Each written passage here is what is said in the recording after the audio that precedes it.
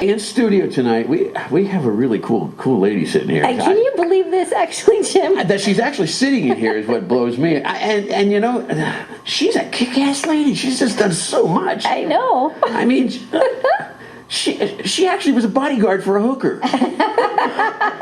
Among other things. Who does that? Party crasher. Party crasher, chip chatter.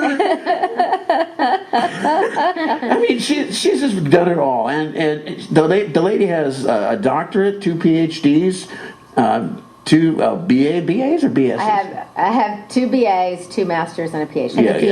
Yeah. I have a BA. Yeah, well, and that's all I have too. I have 1 lousy degree. Forgot me. No. I know. Well, I remember the day we were contacted by her office. Yes. And you and I right away were like, oh my gosh. And we went online and I was like, Jim, can you believe that Dr. Charlotte Laws? I know, huh? So. And are we supposed to be calling you Dr. Laws? Oh, I was going to Call me Charlotte. Okay. Don't call you late for dinner. You were a Los Angeles City Commissioner for a time being. I was, actually. And you were appointed by? Mayor Viragosa. Yeah, okay. I was wondering if that was who did it. Yes. That was the culprit. I mean, you've lived in Vegas, Georgia, here in LA. And Florida. And Florida. Uh-huh. God, you get around. I do. And we actually have a copy here of your book that just was released in February. Yes. It is Rebel in High Heels. It's the story of the fearless mom who battled and defeated the kingpin of revenge porn and the dangerous forces of conformity. And why don't you tell us a little bit about this? Because it's a very interesting subject. I was never even aware there was revenge porn. I wasn't either. I wasn't either. I knew there was stuff like it, but I didn't know that's what it was called. And yeah, it's non-consensual pornography, or the distribution of nude or topless pictures of individuals without their consent. And what happened was in October 2013, my daughter took some pictures with her cell phone in the mirror in her bedroom, and one of those pictures was topless. And she sent all these pictures to her computer by way of her email, never intending to show the topless picture to anyone. And 3 months later, she was hacked. And then 9 days after that, the topless picture ended up on the most notorious revenge porn website called isanyoneup.com. And she was devastated and freaked out and didn't know what to do and phoned me, and that's the first time I had ever heard of it. And then I just tried to get the picture down, which was extremely difficult because the website owner refused to remove content. He had been paying a hacker, as I learned that. As time went by, I learned there was a hacking scheme. I started reaching out to other victims. I contacted the FBI. The FBI opened an investigation, and for about a year they investigated, and about a year ago or more, Hunter Moore was arrested and his hacker was arrested. They both pled guilty, and the sentencing for Hunter Moore is in about 3 weeks, and the hacker sentencing is in November. So, and now we have laws in about 25 states against revenge porn, and we have a federal law that will be introduced in a few weeks. Wow. Yeah. And it got its term revenge porn because initially the concept was that you had a spat with, your partner, and you had this kind of photos, and out of spite, you posted, but that's not what this is about at all. And there was real maliciousness in the posting. Again, this is more about hacking, because they was share about hacking, identity and then theft. They would share identity theft, because then they figured out how to share that image with all the person's identifying information, the name, city, social media link. Friends and who they worked with, and so it wasn't just on a site that some people maybe went to see. It became really public. Yeah, Hunter Moore's followers were really avid about trying to ruin people's lives. I mean, that was kind of the goal of the website. So if you're a teacher, the school board would get the picture, the other teachers, the parents, it would be sent out saying, fire that slut, and you have a whore teaching your children, and that kind of thing. So the goal was to get the person to commit suicide, to really get them fired and just I don't get that. Yeah, that was their hobby. And Hunter Moore had this cult that was called the Family. They used kind of Charles Manson type of language. And he's the father, they're the children. Some of the children would say, "We will kill for you, Father." I mean, it was a very scary cult. Well, you had threats too, didn't you? And I got death threats, I got computer viruses, I had a stalker at my house. I mean, it was a huge nightmare fighting against Hunter Moore's followers. It was scary because you don't know who these people are. They're anonymous, and you don't know if they're dangerous or not. So it was quite an ordeal, and it lasted about 3 years. Wow. 3 years of my life, and it was really a full-time job dealing with this. And I assume you'll be going to the sentencing hearings. Absolutely. I've been to every hearing, and does he cringe whenever he sees your face now? Well, he actually acts kind of like cocky and looks at me with a smirk like, "Ha ha ha, I won." That's how he acted last time. They have ways of fixing that in prison. Using just those words.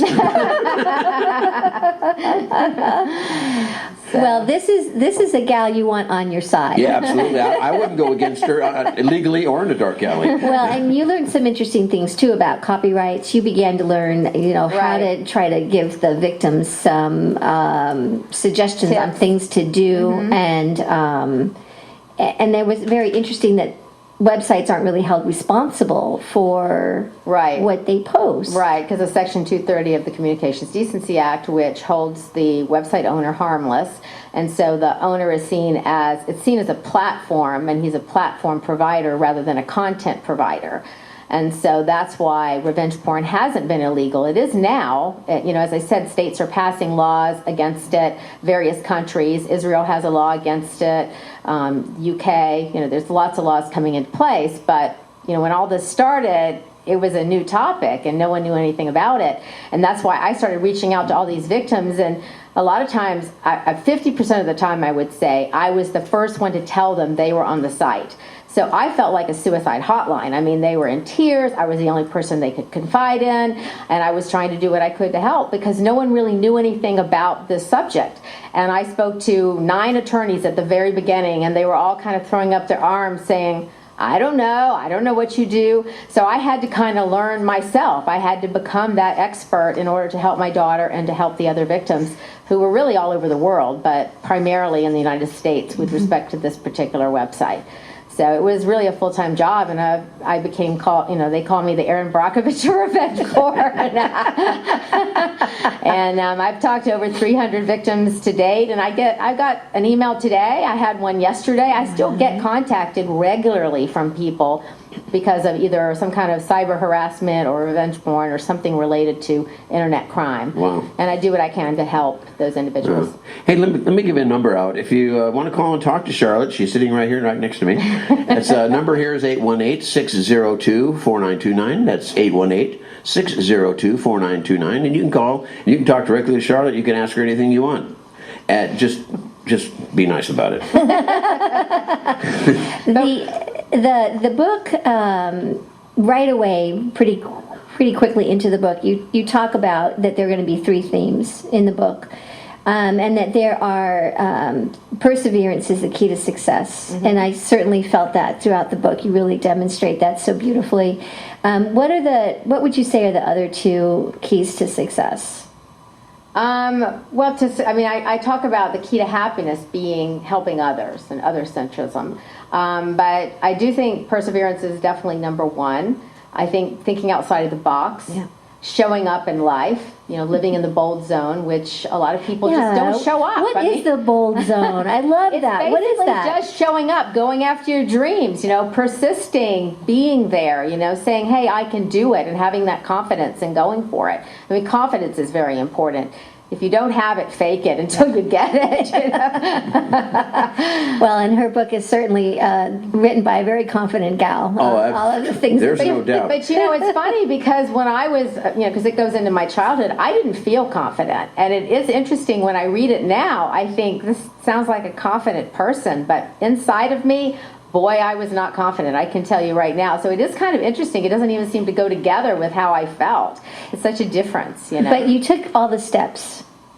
I mean, you had a goal. You knew what you wanted, and you pushed past the fear. And I think that's, you call it also the lazy zone, the bold zone. That's just beyond the fear zone and Right. the lazy zone. And I Right. think I didn't ever thought about a lazy zone. I guess I think a procrastinator. I can be a procrastinator, but actually, lazy zone is a better way to.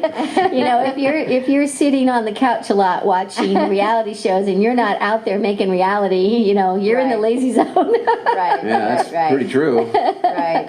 And Well, so I mean- I hope it inspires people. I mean, that's what my book is supposed to do, is make you go after your dreams and think, I can do it. And I hope that happens. I really like Yeah. the idea of helping people, pursue whatever it is they want. Well, if I hadn't written the first paragraph in The Hunter, I would never have written a book, and I never would have written 11 of them. And if we hadn't pursued this, we wouldn't be here. Right. Right. Well, you have to start. That's Someone else would have the 8 o'clock time slot. You just have to start. Yeah. How long did somewhere. it take you to write this book? Well, I started the book, it was a long process, because I started the book way before the revenge porn stuff began. So Right. I started it a couple of years before. So I would say that it was 3 years or something, but it was 800 pages when I got it finished. And the revenge porn stuff was supposed to be a chapter in this book. Even though the book was way too long and I knew I was going to have to divide it into 2 books or do something. Obviously, I can't publish it 800 pages. But what happened when I wrote that, while I was writing that chapter, and I was in the middle of it, it was long. It was a pretty long chapter. It was 6,000 words or something. It's a pretty long chapter. XO Jane, the publication online, contacted my daughter asking her, would you like to write an article about the revenge porn situation? But my daughter doesn't write, so she forwarded the email to me. And I talked to them, and they said, we want an article, maybe 800 words, that people won't read it if it's more than 800 or 1,000 words. And I said, well, I have this chapter, but I don't know, first of all, it's 6,000 words that I'm working on. And so I kind of put them off for a few weeks.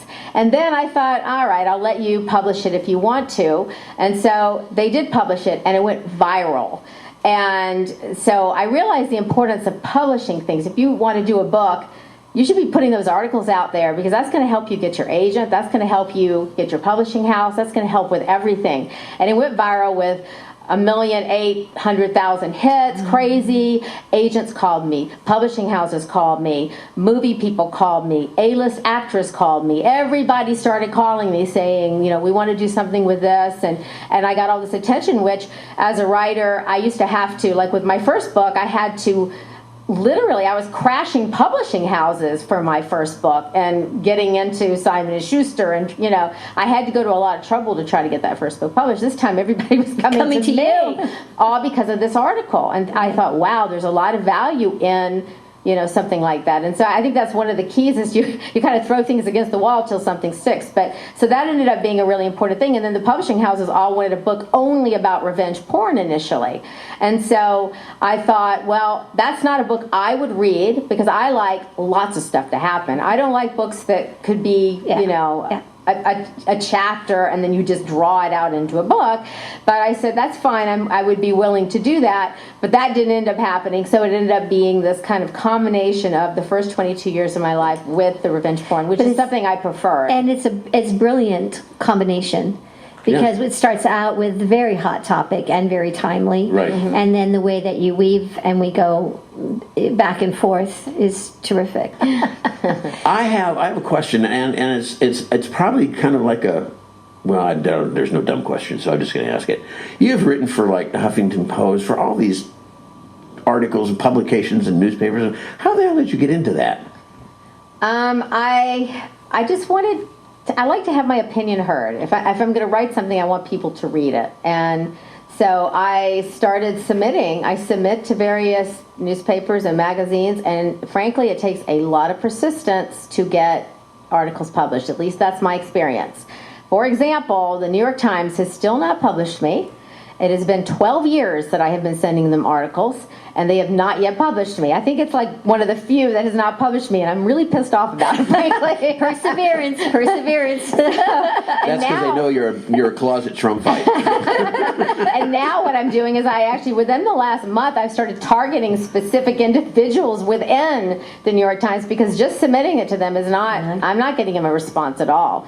So, but yeah, it takes a lot of persistence, and if you can build up a relationship also with the editors, it helps. But Sometimes you'll send, 20 articles and you'll never hear anything, and then all of a sudden, miraculously, somebody will respond. But I send out, I may send an article 20 or 30 places before it finally gets published. It can take a lot of time. That's the P word, patience. Patience and perseverance. Perseverance. Yeah, definitely. Yeah, that's that key. Definitely. And I know that you really like to say that you empathize with the underdog. Yes. And with the outsider. Yes. And can you talk a little bit about that? Yeah, I kind of always have. I don't know if it's because of my upbringing, being an adopted kid and feeling like an outsider in my community. I had a very negative family life and did not fit into Atlanta, which when I grew up, it was the snobby elite part of Atlanta, the old money people, and there was a lot of racism and a lot of snobbiness essentially and preppiness and that kind of thing. So I don't know. I immediately always did, and I fought for civil rights, which was something that was not popular. So I was attacked for that pretty much every day at school by at least some people at my school, and came to realize that that was kind of my mission, to help victims. And so animal rights has become a passion of mine, and helping revenge porn victims and helping with gay rights. I recently wrote something called the Intolerant Jackass Act, which I don't know if you saw, but it was to counter an attorney in Orange County had written an initiative for California called the Sodomite Suppression Act, which called for the killing of all gays in the state of California. And so in response, I wrote my own initiative and submitted it to Kamala Harris's office. And it basically said for anyone who calls for the killing of all gays in an initiative, they have to go to sensitivity training and donate $5,000 to a pro-gay or pro-lesbian organization. So that was a biggie. That was recent, within the last few months. So that was anyway. Well, and I think you commented in the book too, fairly early on, that you kind of see your life's mission is to eradicate prejudice. Yes, definitely. What a wonderful mission. What a big mission. Got to rally a lot of folks around you to do that. Right. What is, because I wasn't familiar with this, what is speciesism? Speciesism is prejudice against animals. It's the idea that, a lot of people feel that humans are superior to other animals, and I don't agree with that, of course. And it's really, speciesism is no different from racism or sexism or anti-Semitism. It's just this arrogant attitude that humans have that they're superior. And our society tends to like to tack isms on the back of things. We're definitely into isms. Yeah, we're an ism society. Society-ism. So that's why I talk about omniocracy, which is a government with representation for all living beings, and trying to broaden that out, not to be just humans. Yeah. There was a little segment in your book that I found. I actually laughed out loud because it was so true for the South at that time. You were voted the best dressed in your high school. In a high school that wore uniforms. Uniforms. Well, I love that she loved belts. Yes. Yeah, and that silver sequin dress. Yeah. That you bought when you were, 17 years old? Yes, exactly. Yeah, I had a lot of really outrageous clothes. I liked flashy clothing, but that was not acceptable in old money Atlanta, so I was the unacceptable person. Missy didn't wear that kind of clothing, did she? She wasn't supposed to, because Missy was a debutante, and Missy was not supposed to dress like that. Missy was the name I went by as a child, so for anybody who didn't know that. Yeah. And you had a brother. I had a brother, yes. And he passed away. Yes, he was killed in a car accident when he was 16. And my mom, who was my adoptive mom, but she committed suicide when I was 16 and my brother was 14, and he was the one who found her. She didn't die right away. She was semi-conscious, so she had brain damage, and she was in a convalescent home for about 10 years until her official death. But she was never the same. She didn't have control of about half of her body. She didn't have her memory for the most part. And my father forbade us to ever visit her or mention her name in the house again. And this was literally, he told us, the day after she had cut her wrists, her neck, and taken pills and been taken off first to the hospital and then to the convalescent home. And he never visited her, and he got a divorce. And so I had to sneak my brother to visit my mom because he couldn't drive. He was 14, so we had to sneak behind my dad's back. But my mom used to say I was very sneaky, so lucky for her, I was. She was right about that. Well, for your brother, though, it kind of seemed like that was the day the music died for him. That's really true. I mean, he never recovered from that, and he was, a very sensitive kid. And my dad was. I mean, it's funny because I saw when I was writing this book that my dad was definitely the antagonist of the story, but I've softened since I wrote the book. I see him in a more balanced way, and so I can see his positive, and he was not good at family. He was not a sensitive person. He was never home. He was a workaholic, but he was also very successful, and he was very goal oriented. And but he was verbally abusive too. Mm-hmm. And when my brother died, he said to me, he was always the good one. You were the bad one. You're the one who should have died, not him. Something that I have never forgotten, which is not a very nice thing to say to your child. So, he does have those negative things about him, but I have kind of we at least have a relationship now, which we didn't for about 20-something years. And it was not because of me. He actually refused to be in touch with me. When I got pregnant with my daughter, I wasn't married at the time. He said, "You're out of my life. You're not married. You had a kid out of wedlock. That's it. See ya."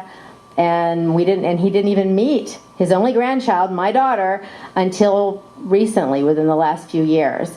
And she's 28 now, so he met her when she was maybe 24, 25 for the first time, and he's only seen her a couple of times. So, but I do talk to him on the phone now. He does take my calls, which he didn't used to do, and he's in his late 80s, and I've softened towards him, and I can see, more positive. So writing the book was actually really a good experience for a lot of reasons, because it made me see him differently. It made me draw connections in my own life between things that I didn't realize were connected. Like the idea of being a party crasher, being a philosopher, and being a private detective are the same thing. I never realized it was the same thing. Your skill set. Did you want to, what she's No, go done, ahead. Go ahead. Some of these things that you've done, it's really fun. This is just right off of Charlotte's website, and it's a really great website and gets so much information. But a bandit cab driver, she's got 21 and more, 21 that she lists and more. Everything from executive director, president of a legal services corporation, to backup singer for an Elvis imitator. We want to know more about that. Lecturer for the FBI Academy. Yeah. Tell us about that. Yeah. Yeah. Was that because you were crashing events and they wanted you? It was actually on animal rights, and they were very interested. There's something called the Animal Enterprise Terrorism Act, which is a really stupid federal law, which essentially says that if you do anything against an animal enterprise, which could be anything, could be whatever it may be, a butcher shop, could be an art, like a science fair where they're using animals. You do anything, graffiti, blocking the sidewalk to a McDonald's, that can be considered domestic terrorism. And so they wanted to train all these police officers around the country about what is animal rights. I went in there to talk about animal rights philosophy and to lecture these police chiefs from all over the country and all over the world. And my feeling was I want to educate them. I want to let them know the other side. And my goal was to see if I could get them to raise their hand and say, yes, I would break the law to help an animal, which some of them did that during my lecture, and I was really happy about that. So it was an interesting experience doing that. Can you imagine going and sitting in a class with Charlotte teaching it and you're not listening? I would like to go sit in the class that Charlotte's teaching. Hey, when are you teaching again? Yeah. Wake up. Okay, what is chip chatter? Oh, I love this. Chip chatting was something when I was in Vegas, this was when I was there visiting, and I was 17 years old. I was staying at Caesar's Palace. This is how I got into it. And I was just bopping through Caesar's Palace casino area, and I had been jogging down the strip. So I had on shorts, pigtails, I totally looked like a kid, right? Some guy in his 60s came up to me and said, I just won $13,000 gambling. I'd like to buy you a diamond bracelet, no strings attached. And I'm going, what? You know, come on. So he takes me over to the gift shop at Caesars. He buys me an $800 diamond bracelet. Then he says, you know, let's go gambling. So I'm walking, I'm just tagging along. I'm not gambling, but I'm tagging along behind him. And every time he wins chips, he's like stuffing them in my waist pouch. Then he says, I want to buy you some clothes. Where can I do that? And Caesars, actually, the head security guy was escorting this guy around. So he goes, oh, there's a clothing store in the hotel. So we go over and he buys me $4,000 worth of clothing. And then he says, well, that was fun. Thanks a lot. Enjoyed it. And I said, thank you so much. And then I just said bye. And I went back to my room and I had $7,700 worth of stuff, you know, clothing and chips, right, which were turned into money. And so, and then a few days later, I'm going through the casino again late at night. And some guy says, do you want to do the slots with me? And I said, yeah, sure, why not, you know. So I did like one row of slots with his coins, and he did another. And after about an hour, I said, well, I'm going to go. I'm really tired. And he said, thanks a lot. And he gave me a $100 bill. And I thought, oh my gosh, people just give you money in Vegas. This is really weird. So I ended up moving to Vegas when I was 20, and basically all I did is chat for chips. I never left the casino. I was either in the restaurant, the casino, or the showroom. It was very safe because there are so many security guards in those casinos. So a scream, you'd have 10 security guards in 1 second. I never, you know, went to anybody's room or anything that was dodgy. I never asked for chips, but they would give you chips because they'd want to gamble. And you'd sit next to them, but instead of losing them all to the casino, I'd keep as many as I possibly could, and I could make thousands of dollars in an hour, or I could make $20, or sometimes the guy wouldn't want to gamble at all, so I'd make zero. You know, it just depended. But I made, in today's money, I made about $300,000 a year as a chip chatter, working 10 hours a week. That's all I had to do, was a couple nights a week. We got to move. And then you got busted. Oh, yeah, well, I sort of. But see, it wasn't illegal, so I couldn't really get, you know. But yeah, I was doing it at the Hilton, and no one could ever tell that I was doing it. I was really good at, like, you know, I'd have my own chips, but I'd put some of my own chips in my purse without anybody noticing, you know. So, yeah, I was at the Hilton, and I was gambling this guy, and I had my purse on my left shoulder. He was sitting on my right, but I had the wrong purse, and I hadn't intended to chip chat that night. So every time I was dropping chips in my purse, it was like this clang, and I kept thinking, I can't believe he hasn't heard this, you know. And I just had them piling up, and you could see them. I mean, because they have like eyes in the sky, you know, in the ceilings there, and then you have the pit bosses and everyone. And I could tell that they knew, and I could tell they were going to say something to the guy I was with. And so I excused myself to go to the restroom, and when I came back, the dealer said he doesn't want to gamble with you anymore because they had told him. And I went, okay, and I left, and I came back later and cashed in the chips, and it was a lot of money. Oh, I had never heard of such a thing. Well, I made it up. That's why you never heard of it. It was my invention. It was your invention. Yes. You must have a question. I do, and we discussed this a little bit before we came in the studio, but party crashing, that's got to be like the ultimate and whatever. Yeah, it's I actually wrote my first book in 1988 was written called Meet the Stars, which tells you how to date your favorite celebrity, how to get into the Academy Awards. It gives you all those tips. And so my current book, Rebel in High Heels, has a lot of the stories in it. And I have, most of the party crashing I did was when I was younger, between maybe 17 and 25 years of age. But I have still continued to do it because it's a great way to meet the president, meet senators, meet a celebrity that you want to get a script to, you know, meet whoever it might be, you know, get a job, maybe a real estate client or whatever it is that you're looking to do. It really helps when you can meet VIPs. And so I definitely am an expert in this, and they came out with an official list a few months ago, and I was so honored because I'm number 4. The 15 most notorious party crashers in the world. Bill Murray is number 6. Queen Elizabeth is number 14. Oh my gosh. Lady Gaga and Serena Williams didn't make the list, but they got honorable mentions. So I was very honored to be number 4. But I can tell you that celebrities party crash way more than regular people. They do it all the time. And I've seen celebrities not even get into events. I mean, they try to get in and then they're super embarrassed because they can't get in. So it's, yeah, and it's been great. It was a hobby initially, and it's a tool. You know? Right. Yeah. Okay, gypsy cab driver. No, it wasn't gypsy. What's the other one? Bandit. A bandit cab. Yes, bandit cab driver. Well, what happened was I was at the Hilton in Las Vegas. This is also when I lived in Vegas. And I noticed that after the shows, there were these long lines of people waiting for cabs. And so I realized that I could make extra money by just nabbing people at the end of the lines and taking them to their hotels. And so I would charge $10 per person. I say, who wants, I'll take you to any hotel on the strip, $10 a person. I pile usually 3 people into my car, drop them off, go back for another load.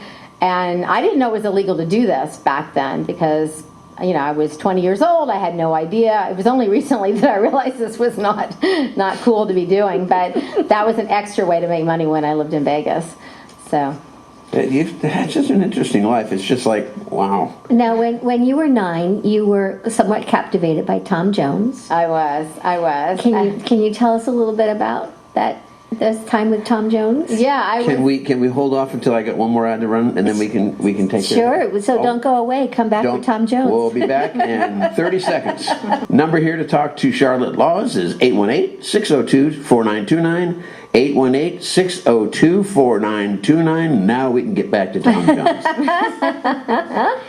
So yes, I had this childhood crush on Tom Jones when I was 9 years old. It began, and I was kidded about it. I mean, I was made fun of. People at school knew. My brother, his friends. So I was, it was embarrassing.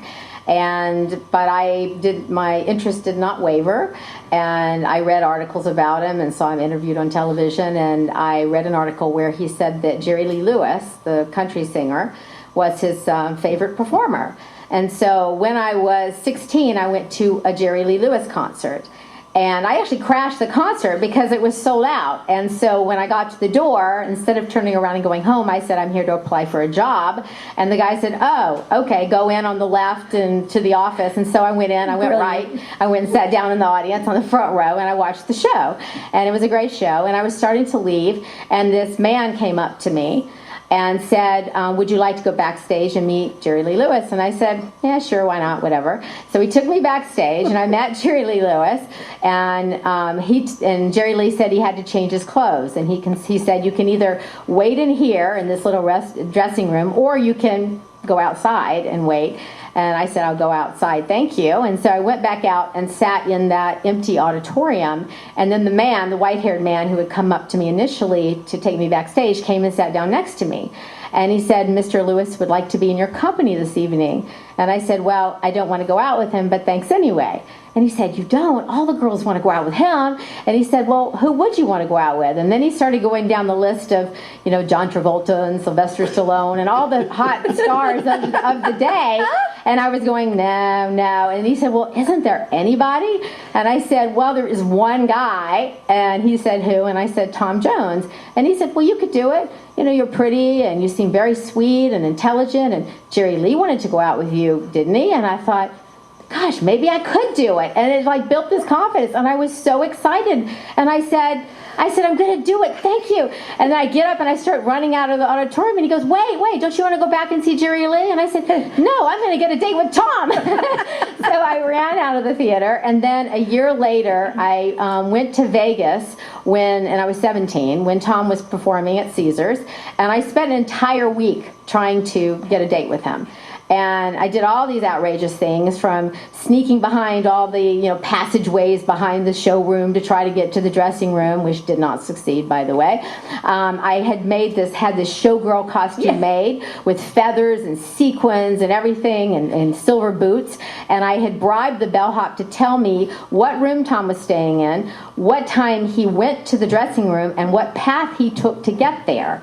And so he told me, he gave me the right information too, because I staked out that hallway one night, and I casually walked past Tom as he was heading to his dressing room, and he stopped to talk to me and flirted with me, and I could tell he was interested. His security guard didn't even know he'd stopped, and she got all the way to the end of the hall, and then she had to run back, because he was talking to me. So I could tell he was interested. I sat ringside at the show every night. He paid tons of attention to me, to the point where women around me were saying, do you know him? Why does he keep looking at you? Which was great.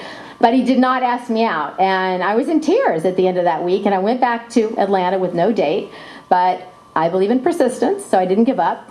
So about a year and a half later, when I was 18, he was performing in Fort Lauderdale, and I then did all the same stuff all over again. I called the theater, Sunrise Musical Theater, where he was performing, and I pretended to be my own secretary, and I said, Missy Laws, the winner of the Miss Georgia Beauty Pageant, will be in town. She needs ringside seats at the show and an introduction to Mr. Jones backstage. I got a room next to his at the same hotel. And but I didn't need to do any of these things because he saw me sitting ringside. He sent someone out to get me. I went backstage. We went to dinner and a disco, and we went out that night. He was my first boyfriend. Tom was. It was really a big deal to me. He was totally just as I always thought he was. I was totally in love with him, and we dated for 3 years, and it was amazing. And since then, I've realized I make very fast decisions about men. So it's not unusual that I would have been interested in him at age 9 and not changed my mind, because my husband today, who I've been with for 21 years now, I saw a video of him at a dating organization. I was ecstatic. And by the third date, I wanted to marry him, but it took him 5.5 years to finally agree. So that's my track record. I just make these snap decisions about guys. Oh, I love this story. When you were writing Rebel, did you? We have a question we ask around here, because the name of our show is the Writer's Block. Right. Do you ever suffer from the writer's block? I do, I suppose. Yeah, I think probably everybody does. I think if you're suffering from that, you just want to put stuff down and just try to push through it, I suppose. But I'm not a very fast writer, so I can spend an entire day and write 800 words. I mean, I don't necessarily, have a very high output on, material. So, but I'm kind of perfectionistic, where I keep changing it, and I want it to be perfect before I go on to the next thing. So I think that if you have that block, I think the best thing to do is just to kind of throw out as many different ideas and realize that maybe that day it won't come, but the next day you'll be able to kind of consolidate some of those ideas and have it work out. Yeah, we've had such a myriad of answers on this. It's such a great question. The authors that we've asked on this, we've gotten answers everywhere from she changed a character's name to go back and rewrite the chapter to move on. Or I don't get them. or I don't get them. Yeah, we have I don't get them. Yeah. Well, I mean, mine is nonfiction, so you can't obviously change the character's name. But right. Yeah. But yeah, I wouldn't just plunge on, because I actually like to feel good about what I've done before I move on to the next thing. And I also tend to reread over and over. Oh, that's death too. I know it, and it's crazy because it takes so much time, right. And that's why it takes me all day to write 800 words, because I keep rereading the first few paragraphs. And a lot of what you write about, you must have to do quite a bit of research. Yeah, I actually did tons of research because I was lucky. Like, for example, with the Tom Jones story. I mean, it was very funny because the first few dates with him, I took notes after. I was going to ask which was great. But then I stopped doing it, and I didn't have a whole bunch of notes. But one thing I did have is on our first date, which was it's pretty good that I did this. After our first date, I went back 2 weeks later, back in 1979, to the hotel, to the exact suite, and I took pictures of the suite. The bedroom, the living room, the entire thing. And then I went to the disco where we went that night, and I took pictures of like where we sat and everything. So I had those pictures. I have those pictures. So when I'm describing, the suite and what it looks like, and, the orange and all the weird colors, which I now see that's what it is, I have those photos to go by. And then also with my celebrity experiences, of which there are many in the book, what I had done is most of them I had not written up at the exact time they happened, but before my other book came out, the one in 1988, which was my very first book, I did write up every single celebrity experience, and I wrote them out longhand. And so I could go back for this book and look at that, and then with later celebrity experiences, I started writing them up the night, when I got home from the evening, like the Bill Cosby stuff. When I wrote about Bill Cosby, I had written all that stuff up, thinking I was going to do an article or something about it, and I never did anything with it, but I had those notes with all that detail, and I knew exactly what Bill had said and what I had said, and I had all the dialogue, and everything was correct because I had done it the same night. Yeah.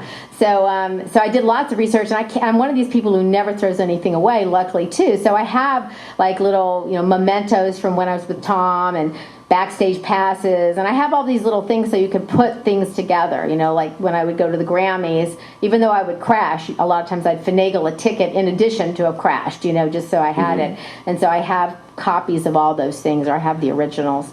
Do you find, while you were writing this book in particular, because it's such a personal story for you, do you find that when you are thinking about it, you're remembering the experience,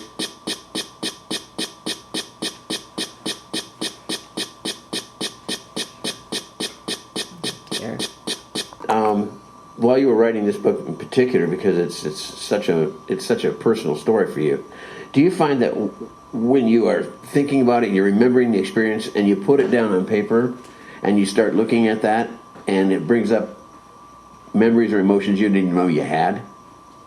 Okay, a good example is your father. You had to go through a lot of stuff with your father, and you had to write about it. Right. Yeah, I mean, you definitely, sometimes when you write it, you look back and you realize that it was, that you were thinking about it differently than when it's on paper. I suppose that's true. And as I said, you see connections, or you see a different angle that you would never notice before. So it's really, I think it's great for someone to write down their life experiences, even if they don't want to make it into a book, just to do it for the exercise and for self-development purposes. Well, and you may be able to see how the consequences or Right. it's a horrible thing that happened to your daughter, and yet the amazing results. Right. Because a lot of positive things have come out of it. And the lives that were Right. so horrendously affected, but who have been able to put things back together in their lives. I mean, can you imagine if this was still happening? two guys were still doing this today? So, Right. You've been able to put that in to see cause and effect. Right. And the relationships, the book is really a wonderful romp. You have a moment with Bob Hope. There's just all these different, well, you got to hang out at the Hilton. At the Hill, yeah. I think we're going to leave here and go to the Hilton. When you're in Gainesville, there's no other place to go. I mean, And having been to Gainesville, you are absolutely right. There's the university if you want to go hang out on the football field, I guess. Right. So what are you working on next? Well, I'm that 800-page original autobiography. I'm going to make 2 other books out of it is the plan. I mean, I've kind of already written most of it, but one of them is going to be more of a philosophy book about animal rights and about some of my experiences, like my so-called terrorist act, rescuing some pigeons from a house, and working for the FBI, doing as a lecturer and that kind of thing. And then the other book is going to be the rest of my life, which I've been held at gunpoint a couple of times. I've had I was a maid in a house when because I came to LA with $500, so I was starting over when I came, and so I had all sorts of weird jobs. I was a dancer in those little sleazy clubs for a while, like a bikini dancer kind of thing, and so I had a lot of unusual things that I did, and more party crashing stuff, and just kind of the rest of that story, and also trying to get my husband to marry me, which was it was a full-time job for a long time. 5 years. Perseverance. and some of my bad dates with guys, and some of the other experiences I've had. So it's pretty humorous. I mean, the next book on that is very, very. It's pretty much just all funny, And so so that's the kind of the continuation of my stories, and then I do eventually want to do a story about my grandfather, because I found my birth parents, and I met my brother and sister a couple of years ago for the first time, and they didn't even know they had a sister, so it was pretty cool. And my grandfather has got an amazing story. He was killed by a devil worshiper in West Virginia in the 1940s. And I mean, I'm Italian, which I did not know when I was a kid, and I'm very proud of being Italian, to say.